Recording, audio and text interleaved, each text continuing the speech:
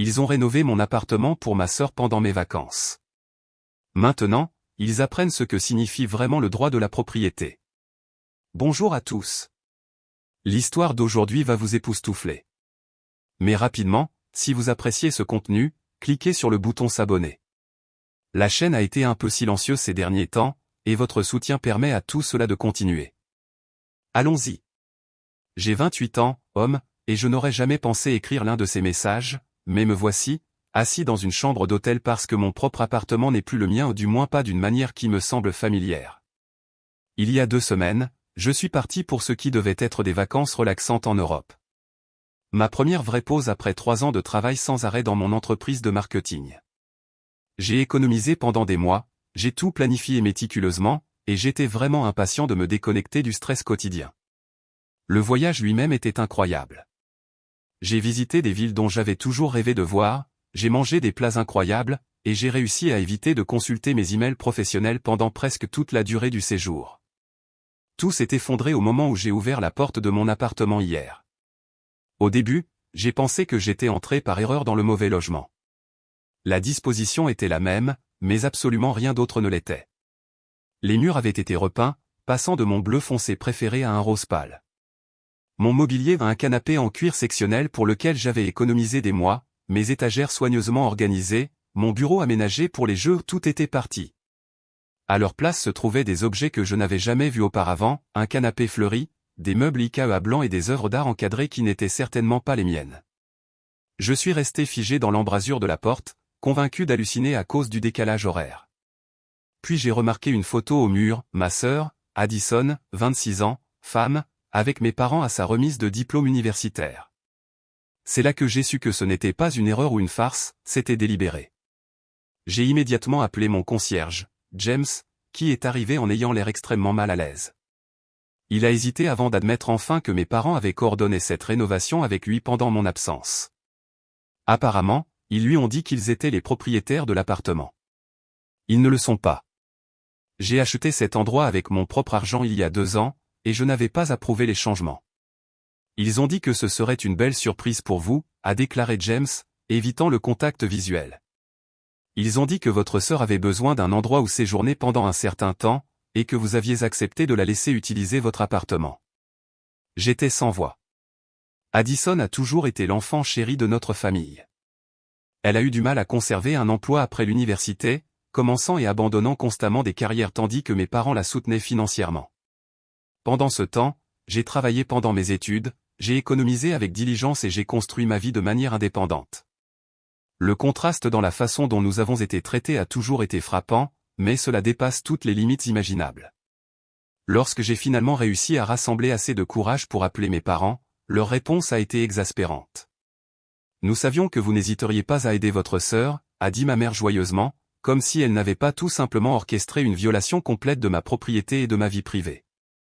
Addison avait besoin d'un nouveau départ après sa rupture avec Tyler, et votre appartement est dans un si beau quartier. Vous travaillez toujours de toute façon, alors nous avons pensé que vous n'y seriez pas beaucoup. Mon père a ajouté, en plus, nous avons mis toutes vos affaires en garde-meubles. Vous pouvez les récupérer quand vous voulez. Nous avons payé 3 mois d'avance. Lorsque j'ai demandé où je devais vivre, ma mère a suggéré que je puisse dormir sur le canapé d'un ami pendant un moment jusqu'à ce que je trouve un nouvel endroit, ou peut-être rester chez Addison jusqu'à ce qu'elle se remette sur pied. Soyons clairs, je n'ai donné l'autorisation de rien de tout cela. Je n'ai pas proposé mon appartement à ma sœur, et je n'ai certainement pas autorisé qui que ce soit à déplacer mes effets personnels dans un garde-meuble. J'ai appelé ma sœur ensuite, espérant qu'elle reconnaîtrait au moins à quel point c'était mal. Au lieu de cela, elle a agi comme si j'exagérais. Maman et papa ont dit que vous étiez d'accord, a-t-elle insisté. Ils ne l'auraient pas fait si vous n'étiez pas d'accord. En plus, j'avais vraiment besoin de ça. Tyler était tellement toxique, et je ne pouvais tout simplement pas rester dans notre appartement après la rupture. Elle a ensuite eu l'audace d'ajouter, l'endroit est tellement plus beau maintenant, tu ne trouves pas? Je suis actuellement à l'hôtel parce que je refuse de dormir dans ce qui ressemble à l'appartement d'un étranger. J'ai contacté un avocat spécialisé dans les droits des locataires et le droit de la propriété, et j'ai une consultation demain. J'ai également déposé un rapport de police concernant l'entrée et le retrait non autorisé de ma propriété, bien que l'agent semble sceptique étant donné que c'était ma famille qui était impliquée. Je suis complètement perdu. Mes parents ont toujours favorisé ma sœur, mais ils ne sont jamais allés aussi loin auparavant. Ils m'ont essentiellement volé ma maison et l'ont donnée à elle, et ils ne comprennent vraiment pas pourquoi je suis contrarié. Ma sœur semble penser que je devrais être reconnaissant pour la mise à niveau qu'ils ont donnée à mon appartement. Est-ce que j'exagère? Et plus important encore, quelles sont mes prochaines étapes pour récupérer ma maison? Mise à jour 2 semaines plus tard. Le concierge avoue tout. Tout d'abord, je tiens à remercier tout le monde pour son soutien et ses conseils sur mon message original. Ces 2 dernières semaines ont été un cauchemar, mais le fait que tant de personnes valident le fait que je ne suis pas fou d'être contrarié a été incroyablement utile. J'ai rencontré un avocat comme prévu le lendemain de mon dernier message. Elle a été à juste titre horrifiée par la situation et a confirmé que ce que ma famille a fait constitue plusieurs violations légales, y compris une violation de domicile, une conversion de biens et potentiellement une fraude puisque mes parents se sont fait passer pour les propriétaires de l'appartement auprès du concierge de mon immeuble. Avec ces conseils, j'ai pris plusieurs mesures immédiates. J'ai envoyé des lettres formelles à mes parents, à ma sœur et à la société de gestion immobilière exigeant le retour immédiat de mon appartement à son état d'origine et le retour de tous mes biens. J'ai rassemblé tous les documents prouvant ma propriété de l'appartement, y compris l'acte, les relevés hypothécaires et les déclarations de revenus. J'ai déposé un rapport de police plus détaillé avec des documents justificatifs, bien que les agents semblent toujours hésiter à engager des poursuites pénales contre ma famille. L'évolution la plus significative est survenue hier lorsque j'ai eu une réunion avec la société de gestion immobilière et James, mon concierge. Sous la pression de mon avocate et de ses employeurs, James a finalement avoué tout. Selon lui, mes parents l'ont contacté il y a environ 3 mois bien avant même que je n'ai planifié mes vacances. Ils lui ont dit qu'ils prévoyaient une rénovation surprise pour moi et lui ont demandé quelles étaient les politiques de l'immeuble. Il a expliqué qu'en tant que propriétaire, et non locataire, je pouvais rénover comme je le souhaitais, mais que toute modification structurelle nécessiterait une approbation. Ils sont revenus quelques semaines plus tard, prétendant être les véritables propriétaires du logement et que je n'y vivais que pendant mon installation. Ils lui ont montré des documents, qu'il admet maintenant n'avoir pas examinés attentivement, qu'ils prétendaient prouver leur propriété. Ils ont dit qu'ils voulaient améliorer la propriété et aussi aider ma sœur, qui avait besoin d'un endroit où séjourner. James a admis qu'il s'était senti mal à l'aise avec cet arrangement, mais il a dit que mes parents étaient très convaincants. Ils lui ont donné un généreux pourboire pour son aide et lui ont assuré que j'étais au courant du plan général, même si les changements spécifiques seraient une surprise. La société de gestion immobilière a été mortifiée une fois qu'elle a compris la situation dans son ensemble. Elle a présenté des excuses officielles, mis James en congé administratif en attendant une enquête, et s'est engagée à aider à remettre mon appartement dans son état d'origine, y compris à couvrir une partie des coûts. Lorsque j'ai confronté mes parents avec ces nouvelles informations, leur histoire a complètement changé. Maintenant, ils prétendent qu'ils essayaient simplement d'aider leurs 2 enfants et qu'ils croyaient vraiment qu'ils étaient toujours sur l'acte en quelque sorte, malgré le fait que je paie des mensualités hypothécaires depuis 2 ans et qu'ils ont assisté à la clôture lorsque j'ai acheté l'endroit. La réaction de ma sœur a été encore plus exaspérante. Au lieu de reconnaître la violation, elle est en colère que je fasse un si gros problème et que je ruine son nouveau départ. Elle m'a même dit que j'étais égoïste de ne pas vouloir l'aider après sa rupture, comme si orchestrer un vol d'appartement était la seule façon dont j'aurais pu la soutenir. L'entreprise de stockage où mes biens ont été emmenés a confirmé que mes parents ont loué un local à mon nom en utilisant une carte de crédit.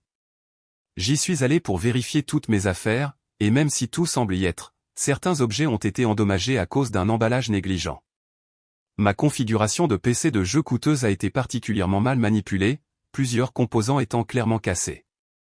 Mon avocate essaie de résoudre ce problème sans aller devant les tribunaux, mais elle est prête à intenter une action en justice si nécessaire. L'objectif immédiat est de faire sortir Addison de mon appartement, de récupérer mes biens, de faire payer les dommages et de remettre l'appartement dans son état d'avant rénovation. Je suis toujours à l'hôtel, ce qui devient financièrement pénible, mais je refuse de rester dans l'appartement tant qu'il est dans son état actuel. C'est une telle violation que je ne peux même pas me résoudre à y dormir.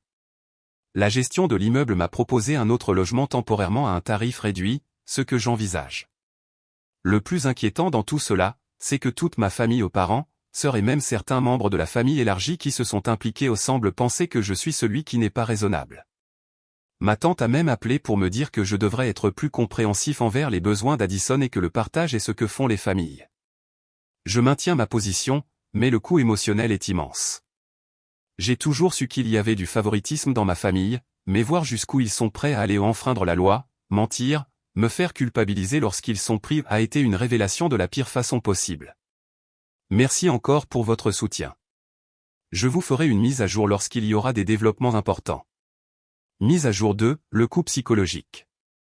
Il y a 2 mois depuis ma dernière mise à jour, et bien qu'il y ait eu quelques développements positifs sur le plan juridique, les aspects personnels et émotionnels de la situation se sont considérablement aggravés. Premièrement, les mises à jour pratiques, ma sœur a finalement déménagé de mon appartement il y a 3 semaines, mais seulement après avoir été signifiée de documents d'expulsion officiels.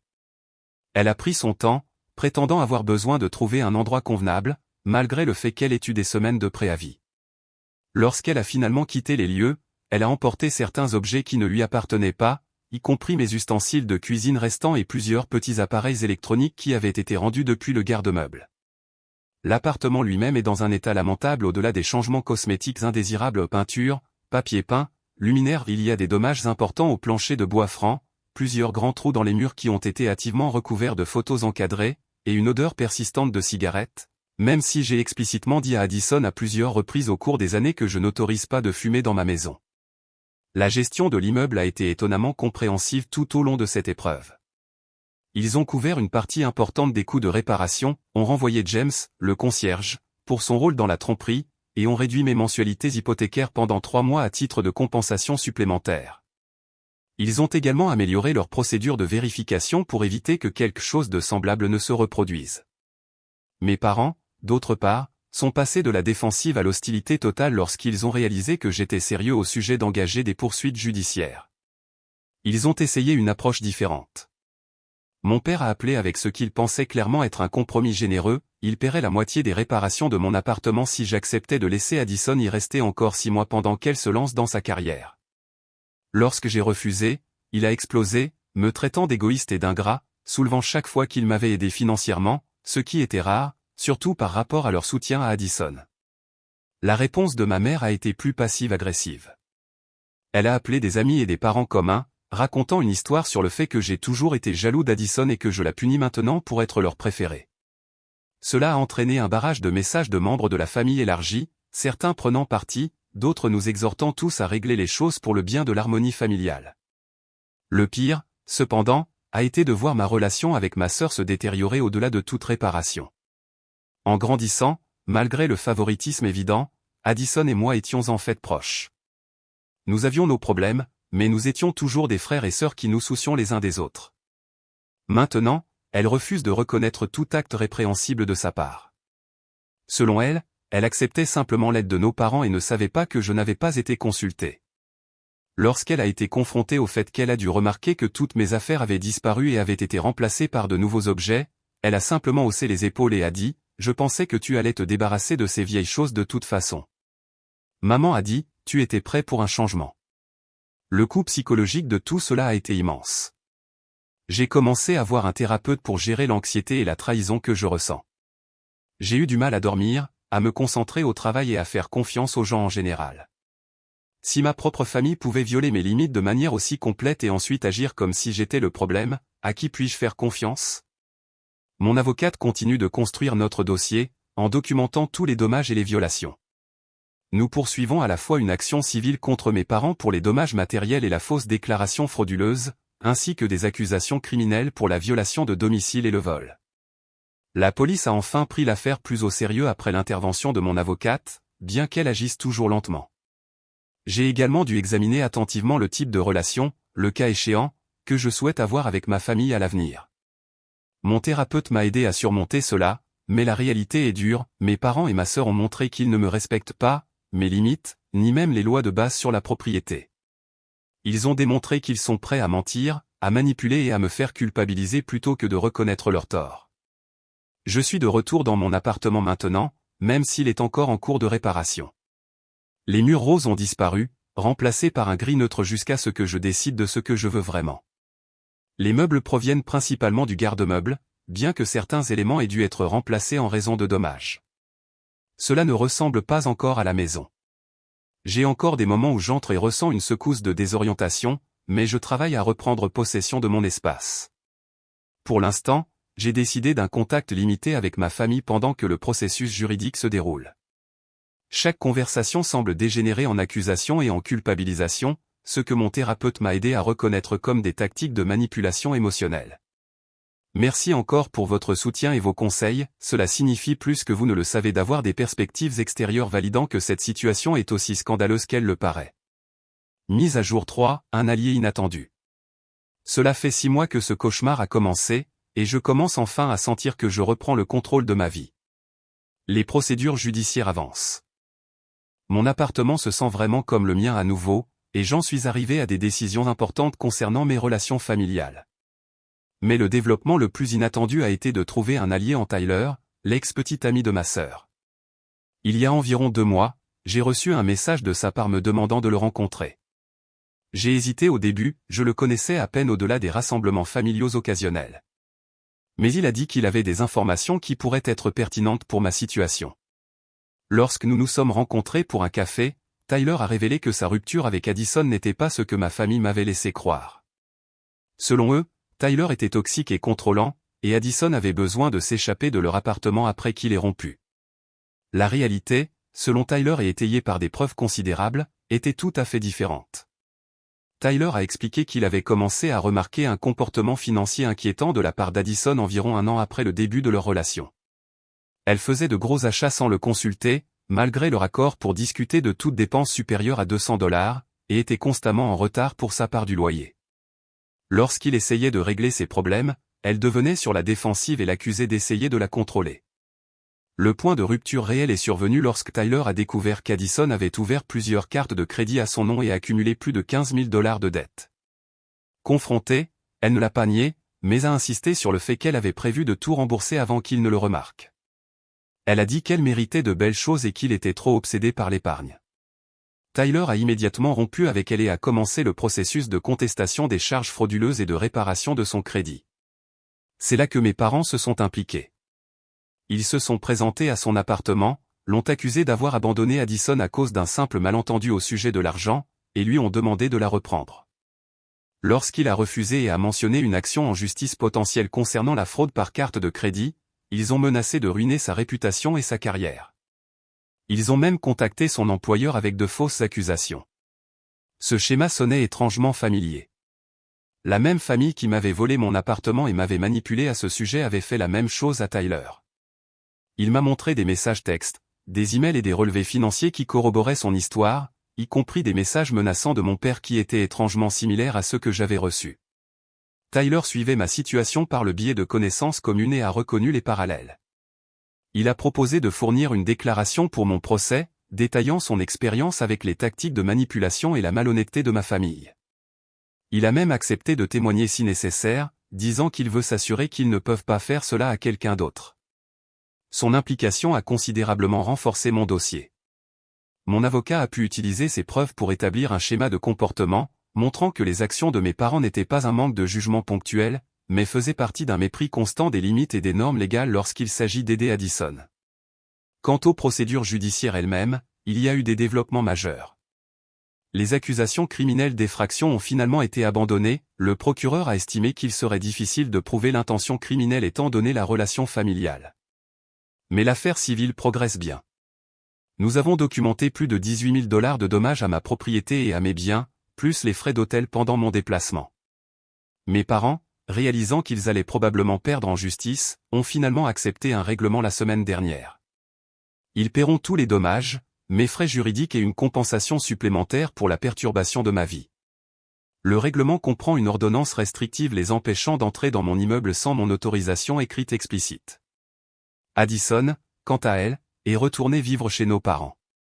Elle dit à quiconque veut l'entendre que j'ai détruit la famille et que j'ai choisi l'argent plutôt que le sang. Elle a même lancé une cagnotte GoFundMe me prétendant qu'elle est victime de violences conjugales et qu'elle a dû fuir son domicile omettant commodément que le domicile était le mien, pas le sien. Heureusement, Tyler a réussi à la faire retirer en la signalant comme frauduleuse. Le changement le plus significatif a été ma décision concernant les contacts familiaux. Après beaucoup de réflexion et de travail avec mon thérapeute, j'ai décidé de rompre complètement tout contact avec mes parents et Addison dans un avenir prévisible. La manipulation constante, le gaslighting et le refus d'assumer la responsabilité ont clairement montré qu'une relation saine n'est pas possible pour le moment. Ce n'était pas une décision facile, malgré tout, il y a toujours ce désir inné de maintenir des liens familiaux. Mais, comme l'a souligné mon thérapeute, ils ont montré à maintes reprises qu'ils ne me respectent pas en tant qu'individu ayant des droits et des limites. Ils me voient comme une extension d'eux-mêmes, une ressource à utiliser pour le bénéfice d'Addison. Tyler et moi avons gardé le contact et avons en fait développé une amitié. Nous nous rencontrons occasionnellement pour discuter de nos progrès dans le rétablissement de la manipulation de ma famille, et il a été incroyablement validant d'avoir quelqu'un qui comprend vraiment le type spécifique de chaos qu'il crée. Mon appartement est entièrement réparé maintenant, et j'ai fait quelques changements de mon propre choix, de nouvelles couleurs de peinture que j'aime vraiment, des meubles qui reflètent mon goût, et des mesures de sécurité considérablement améliorées, y compris des caméras et un nouveau système de verrouillage. La direction de l'immeuble a approuvé toutes les améliorations de sécurité et a même contribué au coût. Le travail a été compréhensif tout au long de cette épreuve, et j'ai récemment reçu une promotion qui me permettra d'envisager de déménager dans un nouvel endroit, peut-être dans une autre ville, où je pourrais vraiment repartir à zéro. J'examine attentivement mes options. Le soutien que j'ai reçu de cette communauté a été une bouée de sauvetage pendant les moments les plus sombres de cette expérience, lorsque ma propre famille me manipulait. Vos commentaires m'ont aidé à rester ancré dans la réalité et m'ont donné le courage de me défendre. Je ne peux pas assez vous remercier pour cela. Je publierai une mise à jour finale s'il y a des développements importants, mais pour l'instant, je me concentre sur la reconstruction de ma vie et sur la paix avec les décisions difficiles que j'ai dû prendre. Pour toute personne traversant une situation similaire, faites confiance à votre instinct, documentez tout, recherchez une aide professionnelle, à la fois juridique et psychologique, et rappelez-vous que vous méritez le respect et des limites, même de la part de votre famille. Mise à jour finale, trouvez la paix et la vraie famille. Cela fait exactement 1 an que je suis revenu de ces vacances pour trouver ma vie bouleversée. Tant de choses ont changé, et je voulais partager une dernière mise à jour avec la communauté qui m'a soutenu pendant la période la plus sombre de ma vie. Les questions juridiques ont été entièrement résolues. Mes parents ont payé le règlement comme prévu, même s'ils ont insisté pour le faire par l'intermédiaire de leur avocat plutôt que de communiquer directement avec moi. L'argent a contribué à couvrir les réparations restantes de mon appartement et m'a permis de récupérer la plupart de mes pertes financières suite à cette épreuve. J'ai finalement décidé de vendre mon appartement. Malgré les rénovations et les améliorations de sécurité, je ne me suis jamais vraiment senti chez moi. Chaque fois que je franchissais la porte, je ressentais une ombre de cette désorientation et de cette violation de l'année dernière. Mon thérapeute m'a aidé à comprendre qu'il s'agissait d'une réaction normale à un traumatisme et que parfois, la distance physique est un élément important de la guérison. Avec le produit de la vente, le marché du logement dans ma région est heureusement resté fort, ainsi que ma promotion au travail, j'ai pu acheter un nouvel endroit dans un quartier différent. Il s'agit en fait d'une petite maison de ville avec un petit jardin, quelque chose que j'ai toujours voulu mais que je ne pouvais pas me permettre auparavant. L'espace supplémentaire a été incroyable, et j'ai adopté un chien dans un refuge local qui est devenu mon fidèle compagnon.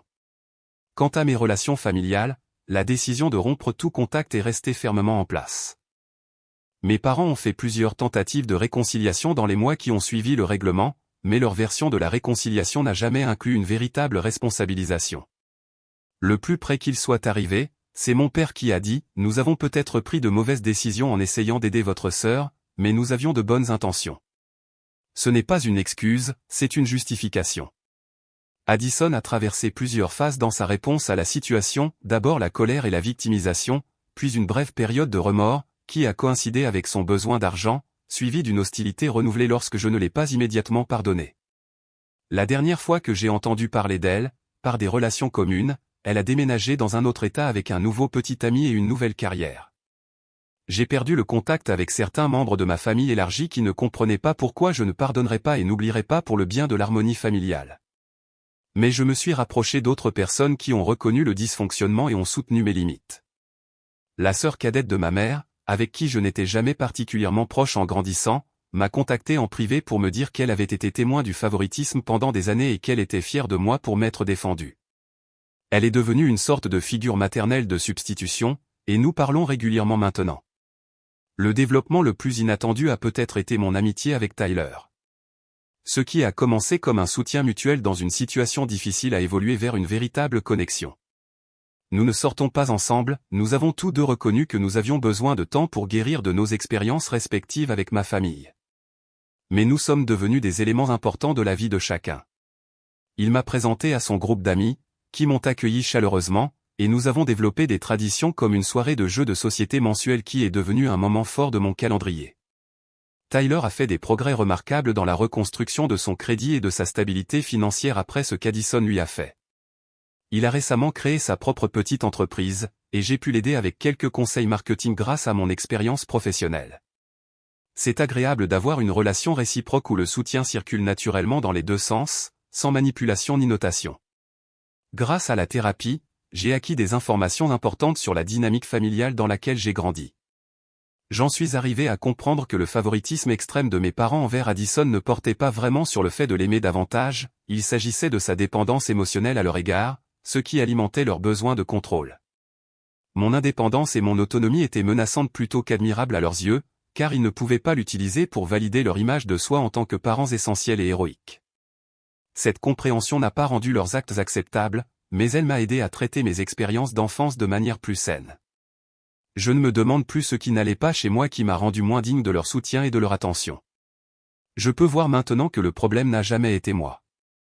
J'ai encore des moments de tristesse à propos de la perte de ma famille d'origine. Certaines fêtes et certains événements importants peuvent apporter une vague de chagrin pour la famille aimante et solidaire que j'aurais souhaité avoir. Mon thérapeute m'a aidé à reconnaître que c'est une partie normale du processus, je pleure non seulement la perte des relations réelles, mais aussi la perte de la possibilité qu'elles puissent jamais être ce dont j'avais besoin. Mais ces moments sont équilibrés par la joie de construire ce que les thérapeutes appellent une « famille de choix », des liens significatifs avec des personnes qui respectent mes limites, célèbrent mes succès sans jalousie et offrent un soutien sans arrière-pensée ni condition. Entre les membres plus proches de ma famille élargie, Tyler et son entourage, les collègues devenus amis et les voisins de ma nouvelle communauté, j'ai plus de liens sincères maintenant que je n'en ai jamais eu en grandissant. Pour conclure, j'ai récemment commencé à faire du bénévolat auprès d'une organisation d'aide juridique qui aide les personnes confrontées à des violations du logement et à des problèmes de droits des locataires. Mon expérience m'a montré à quel point les personnes peuvent être vulnérables lorsque leur domicile est violé et à quel point il peut être difficile de naviguer dans le système juridique tout en faisant face au traumatisme émotionnel de telles violations.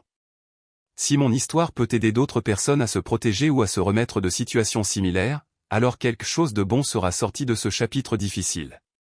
Merci encore une fois à tous pour votre soutien tout au long de ce voyage. Lorsque j'ai posté ici pour la première fois, j'étais choqué, confus et je remettais en question mes propres réactions. Votre validation et vos conseils m'ont aidé à trouver la force de me défendre et de reconstruire ma vie à mes propres conditions. J'espère que mon histoire pourra un jour aider quelqu'un d'autre qui se trouve dans une situation similaire.